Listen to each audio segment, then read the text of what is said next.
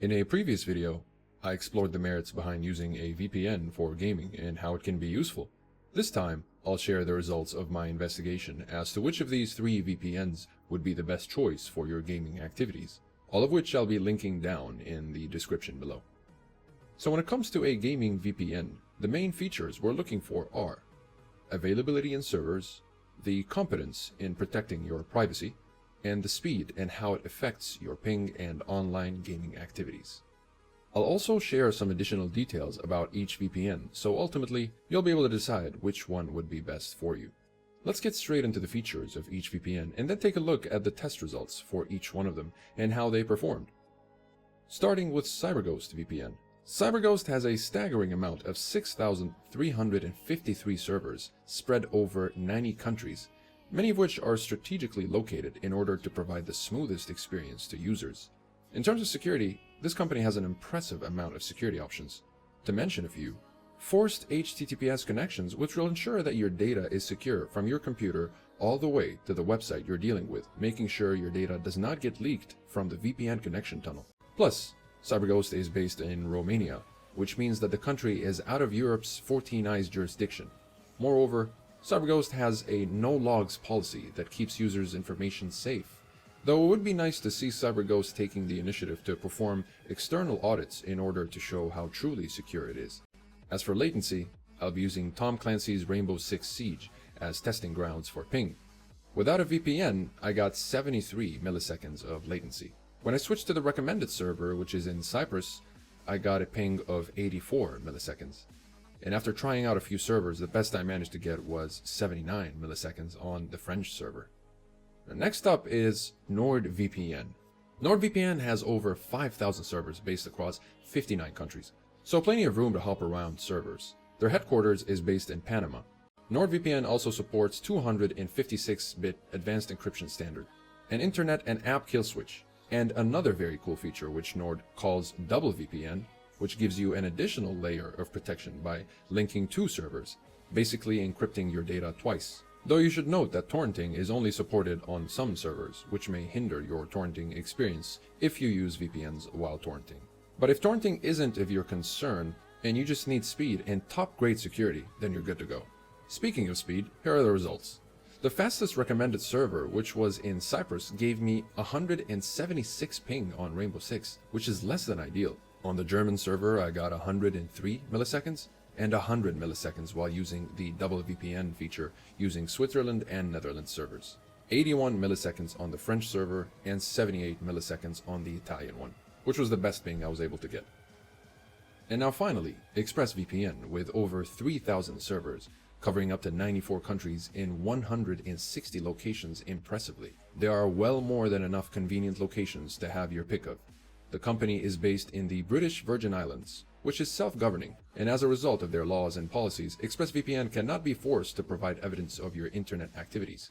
Security-wise, ExpressVPN has a no-logging policy, supports split tunneling, a choice of many protocols, government-grade encryption, and DNS and IPv6 leak protection, with no restrictions on torrenting.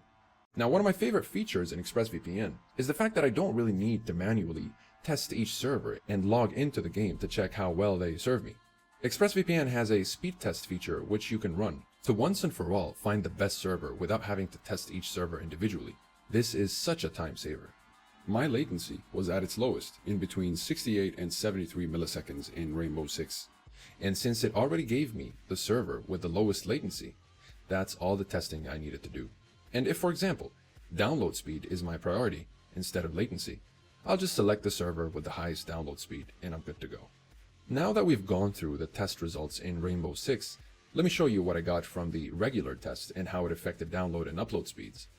I've picked the closest and best possible servers for me, which are mostly European servers, and I also picked one server that's farther away, which is the United States server. Keep in mind that these numbers are subject to change, depending on your location, which server you're on, and how far you are from the server you're connected to. The green numbers are supposed to indicate the best results in this sheet. Keep in mind that without using a VPN, my ping, download, and upload speeds are 5 milliseconds, 12.21, and 0.85 megabits per second respectively. So ultimately, ExpressVPN was able to give me the lowest numbers in latency, as well as the highest numbers in download and upload speeds, followed by NordVPN and then CyberGhost in terms of latency.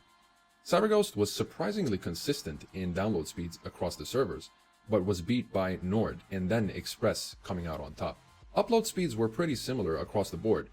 ExpressVPN, however, was able to come closest to my original upload speed at 0.81 megabits per second, which is a 4.71% decrease in my upload speed.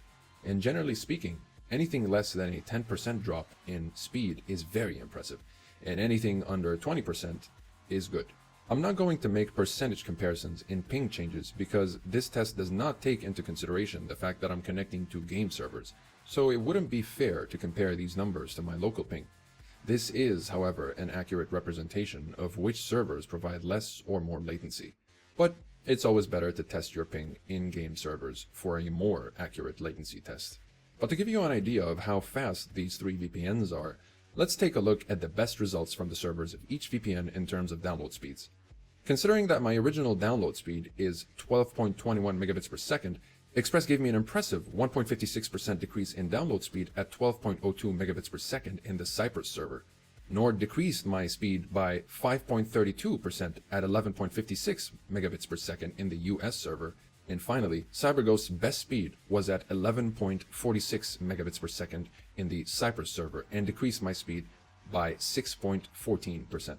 Now, if you ask me what is the best out of these three VPNs, while you can't go wrong with any of these, as they'd all be a great choice, I personally stuck with ExpressVPN as my favorite gaming VPN because compared to every other VPN I've tested, Express consistently has the lowest ping, making for the best online gaming experience.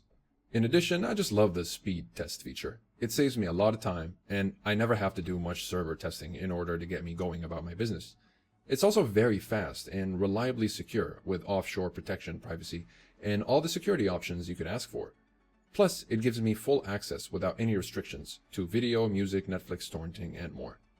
Now, one possible limitation for some is that it allows up to 5 devices simultaneously connecting at a time.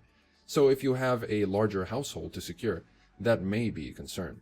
Though keep in mind that a 5-device limit is pretty much the industry average. But if you know that you'll need more simultaneous connections, you may want to consider one of the other options on this list. And then pricing-wise, with Express, it's a case of you get what you pay for. While it costs a few more dollars per month than the other VPNs on this list, it's also the fastest and ultimately the best VPN for gaming. NordVPN is also a very reliable VPN with a strict no-logs policy, and if you experiment enough with the servers, while not as fast as ExpressVPN, you'll still be able to get impressive numbers in terms of latency and down or upload speeds. And the unique features it boasts, such as double VPN and onion over VPN, are great for those that enjoy an extra layer of anonymity and security, in case only one layer of that wasn't enough for you. You can even still get pretty good speeds while using the double VPN feature while gaming, making it even harder for DDoS attacks to reach you.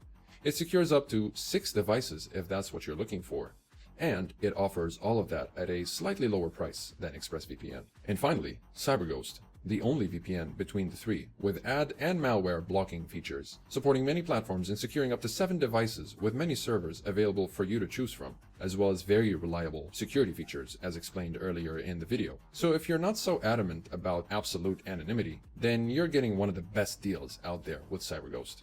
In conclusion, if we're talking purely from an online gaming point of view, I would go straight to ExpressVPN, especially if you participate in online tournaments or competitive gaming.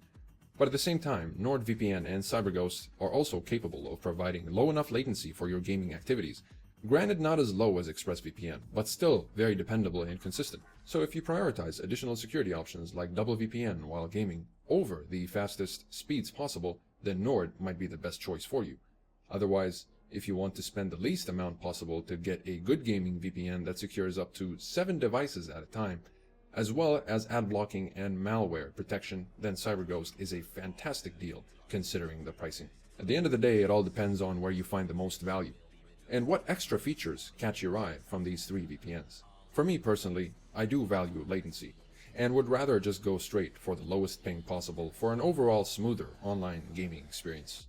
I will be leaving all of the links and best deals and offers that I could find for these VPNs in the description down below. And if you guys are wondering how you can do the ping testing yourself, I'll leave a video I prepared just for that in the description as well. I hope you found this video helpful or informative, and please let me know which of these 3 VPNs you derive the most value from and why.